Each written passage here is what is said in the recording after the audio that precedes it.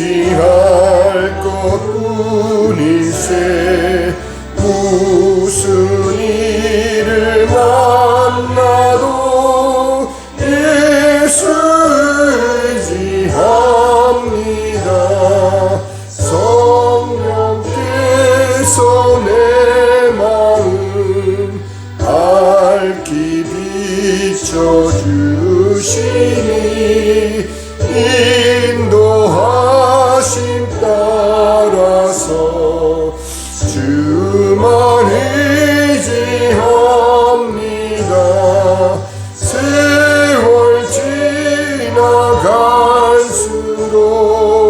의지할 것뿐일세. 무슨 일을 만나도 예수 의지합니다. 밝을 때의 노래와 어두울 때의 기도로 위태할 때 도움을 주께 간구합니다. 세월 지나갈수록 의지할 것뿐일세. 무슨 일을 당해도 예수 의지합니다.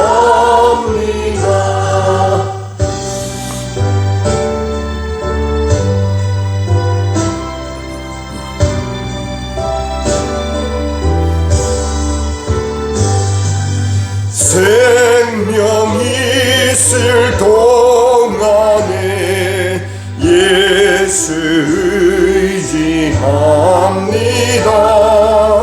천국 올라가도록 의지할 것뿐일세. 세월 지나갈수록 의지할 것뿐일세. 무슨 일을 만나도 예수 의지합니다. 아버지 하나님 감사합니다.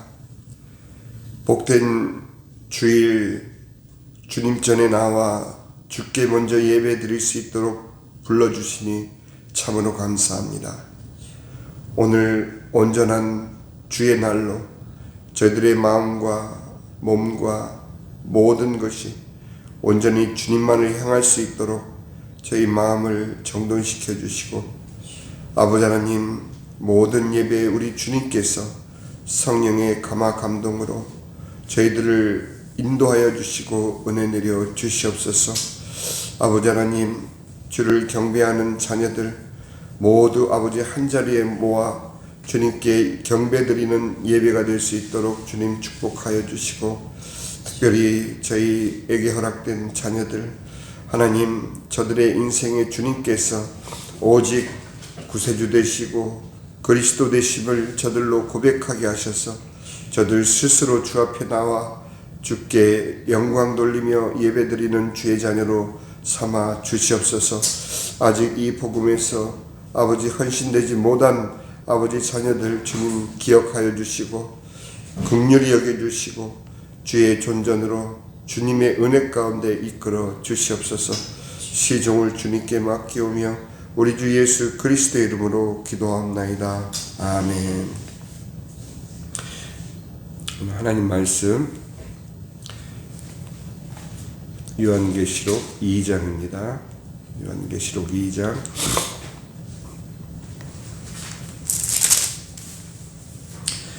한 절만 보겠습니다. 요한계시록 2장 18절 한 절 말씀이니까 우리가 함께 읽겠습니다. 두아디라 교회의 사자에게 편지하라. 그 눈이 불꽃 같고 그 발이 빛난 주석과 같은 하나님의 아들이 이르시되. 자, 이제 두아디라 교회에게 보낸 예수님의 편지를 우리가 이제 보겠습니다. 그래서 오늘은 두아디라 교회의 서론적인 말씀을 먼저 나누겠습니다. 18절에서 지금까지의 다른 교회의 서신처럼 주님은 두 가지의 모습으로 자신을 묘사하십니다. 첫째는 불꽃 같은 눈, 그리고 둘째는 빛난 주석 같은 발입니다. 먼저 이에 대한 해석을 위해서 대표적인 목사님들과 성경학자의 해석을 우리가 먼저 참고를 한번 해보겠습니다. 제일 먼저는 존 맥카터 목사님. 그 목사님은 불꽃 같은 눈을 예수님의 전지성과 심판의 능력을 상징한다고 해석합니다. 빛난 주석 같은 발은 그분의 순결함과 견고함을 나타내며 교회를 심판하시는 권위를 강조하고 있습니다. 찰스 스펄전 목사님은 이 표현이 예수님의 거룩함과 공의로움을 강조한다고 보고 있습니다. 불꽃 같은 눈은 죄를 꿰뚫어 보시는 능력, 그리고 빛난 주석 같은 발은 악을 심판하시는 권능을 상징합니다. 그리고 매튜 헨리 성경학자의 의견은 이 표현이 예수님의 공의로운 심판자 역할을 강조한다고 그는 설명했습니다. 빛난 주석 같은 발, 그것은 그분의 견고함과 변함없는 성품을 상징하고 또 악을 짓밟는 능력을 나타냅니다. 이처럼 거의 공통적으로 예수님이 자신을 묘사하신 불꽃 같은 눈은 바로 예수님의 거룩함과 공의로움을 강조하는 그 불꽃 같은 눈으로 우리를 판단하실 때 우리가 그 판단에 의해서 주님 앞에 모두 드러날 수밖에 없다는 것, 그리고 그분의 견고함과 변함없는 성품을 빛난 주석과 같은 발로 우리가 표현하면 바로 악을 심판하시는 권능을 상징하는 것으로 우리는 종합해서 볼 수 있습니다. 제가 왜 이처럼 먼저 다른 이들의 해석을 종합해 보냐 하면 우리 자신의 생각이 과연 그들과 같은 그런 방향과 같은 길이로 생각되어지고 있는가 하는 것을 점검하기 위해서입니다. 그래서 여기서 잠시 오늘날 제가 이 서론을 이처럼 오늘 특별히 다른 당대 유명하신 목사님들의 견해와 그리고 성경학자의 견해까지를 곁들여서 우리가 살펴본 이유가 있습니다.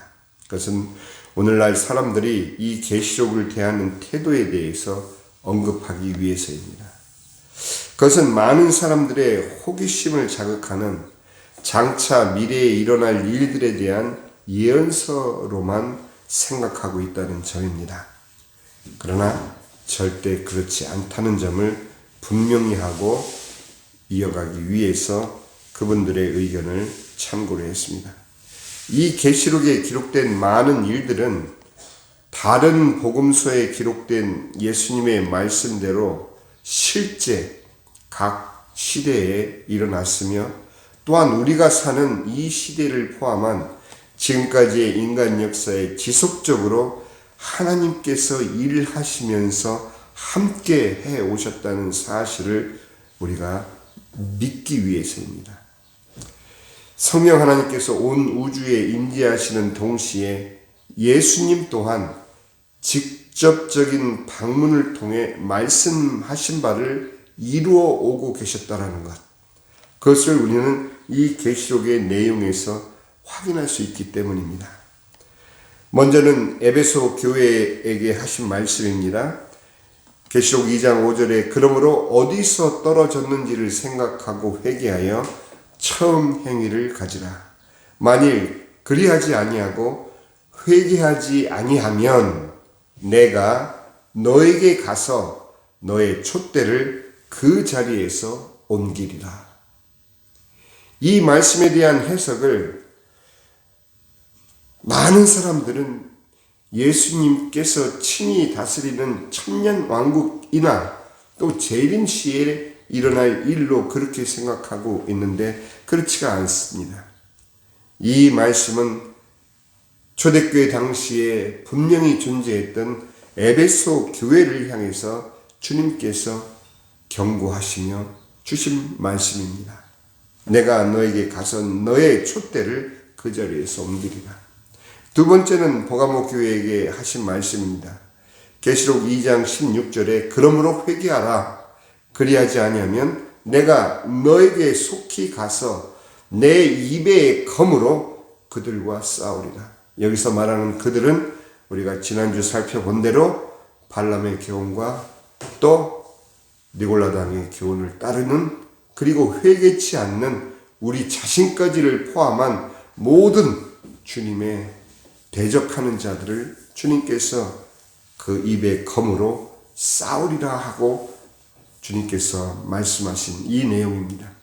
여기서는 그저 내가 너에게 가서라는 표현보다 더 긴급하게 내가 너에게 속히 가서, 바로 이 버가모 교회, 사탄의 권세가 있던 이 버가모 교회를 향해서 주님께서는 속히 가서라는 표현으로 바로 당대에 이 말씀이 이루어진 것을 우리는 믿어야 됩니다.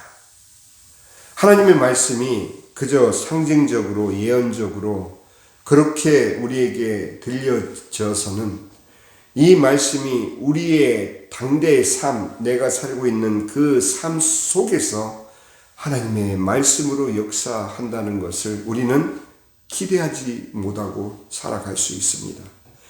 이 다음에 주님 오시면 실현될 말씀이니 나와는 상관없는 말씀으로 그렇게 생각하는 사람들이 너무도 많습니다.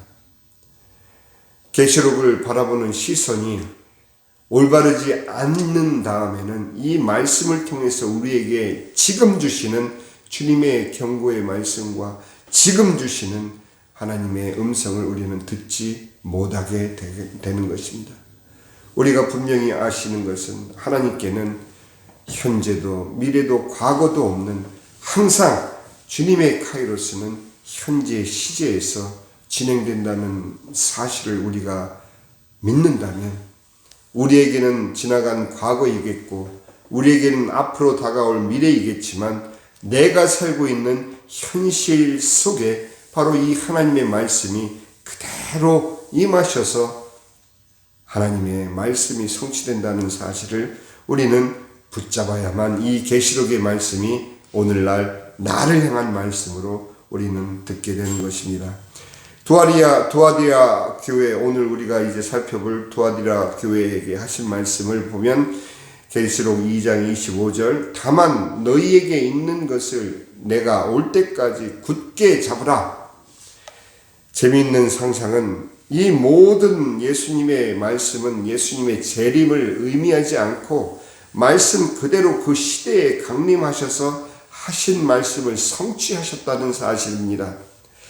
이처럼 각 교회에 경고하신 말씀대로 예수님께서는 당시의 교회에 강림하셔서 말씀을 성취하셨으며 오늘날까지도 주님이 택하신 자들의 삶에 직간접적으로 일하고 계신다는 사실입니다. 그렇지 않고 다만 각 교회에 하신 말씀들이 예수님의 재림 이후에 이루어질 말씀들이라면 주님의 말씀은 결코 당신은 물론 모든 시대에 엄중한 경고의 말씀일 수가 없게 되는 것입니다. 그렇기 때문에 다만 도와드리라 교회를 향한 말씀만이 아닌 나의 직접적인 삶에 주님께서 말씀하시는 것으로 우리가 믿고 이 말씀을 받아들기 위해서라도 바로 이 계시록을 보는 그 시각이 이 다음에 예수님 재림 후에 또는 몇몇 사람들이 주장하는 대로 주님이 직접 다스리는 천년 왕국이 설사 있다 할지라도 그때에야 실현되는 말씀으로 생각해서는 안 된다는 것입니다. 아직 기독교 신앙이 없으신 분들도 예외 없이 이 모든 예수님의 말씀의 대상으로 모든 예수님의 말씀이 그들 삶 가운데 그들이 살아가고 있는 그 시대에 성취된다는 것을 믿어야 한다는 것입니다. 오늘은 우리가 이제 이 도와드리라 교회를 향한 하나님의 말씀은 굉장히 우리 시대와 맞닿는, 특히 우리 자신의 삶과 맞닿는 그런 말씀들이기 때문입니다. 잠깐 우리가 예고편식으로 말씀을 드리면 19절 한번 보겠습니다. 내가 너의 사업과 사랑과 믿음과 섬김과 인내를 아노니 너의 나중 행위가 처음 것보다 많도다. 사업이 흥하는 것을 주님께서 말씀하시고 또 도와드리라 교회를 통해서 베풀어지는 사랑, 그렇게 얻어지는 사업의 풍성함은 물론이요 그것으로 말미암아 베푸는 사랑과 또 주를 향한 믿음과 또 풍족한 그러한 결실로 인해서 섬김과 또한 인내를 아노니 내 나중 행위가 처음보다 많도다. 이처럼 긍정적인 주님의 평가가 있을 수 있겠습니까? 가장 먼저 너의 사업과 바로 이것이 이제 우리가 앞으로 살펴볼 도와드리라 교회를 향하신 예수님의 말씀인 것입니다. 우리의 현실 삶에도 그대로 적용된다는 것을 우리가 믿고 이 말씀을 받아들이고 주님의 음성을 듣게 되면 바로 주님의 말씀은 우리의 삶 가운데 그대로 성취될 줄로 믿으시기 바랍니다. 기도하겠습니다. 아버지 하나님 감사합니다. 오늘은 도와드리라 교회를 향하신 주님의 말씀을 우리가 살펴보기 위해서 먼저 우리가 계시록을 바라보는 시선을 교정하였습니다. 아버지 하나님, 다만 이 계시록의 말씀이 장차 일어날 일에 대한 예언서처럼 묵시록처럼 그렇게 가르쳐져 왔던 지난날을 우리가 생각할 때 우리의 실제 삶과는 너무도 거리가 멀었던 계시록의 말씀이 이제 우리의 시선을 다시 고쳐 바라보니 바로 우리의 사는 삶 속에 이제도 오늘도 직접적으로 선포된 그 말씀이 해당되어 성취되어 가고 있다는 것을 우리가 이제 알게 되었습니다.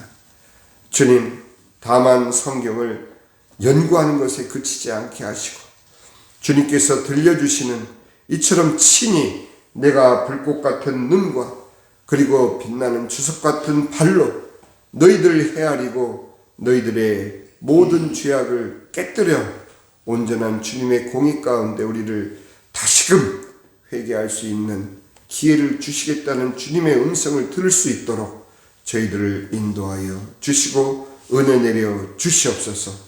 이제는 우리 주 예수 그리스도의 은혜와 아버지 하나님의 지극하신 사랑과 성령의 감화감동 충만 교통하심이 하나님의 말씀이 내 귀에 들려지는 이 계시록의 말씀이 다만 성경 말씀으로 지나는, 그래서 우리가 우리의 삶과 상관없이 생각하게 되는 그러한 시대의 생각을 벗어나서 나의 삶에 직접적으로 말씀하시고 개입하시고 필요하실 때 직접 강림하셔서 나를 위해서 온전히 주님께 인도하시는 성삼위 하나님의 놀라우신 사랑이 우리의 모두를 향해 있다는 것을 믿고 감사하는 사랑하는 모든 라브리교회와 임팩교회 모든 성도들 머리 위에 이제로부터 영원까지 함께 하실지어다. 아멘.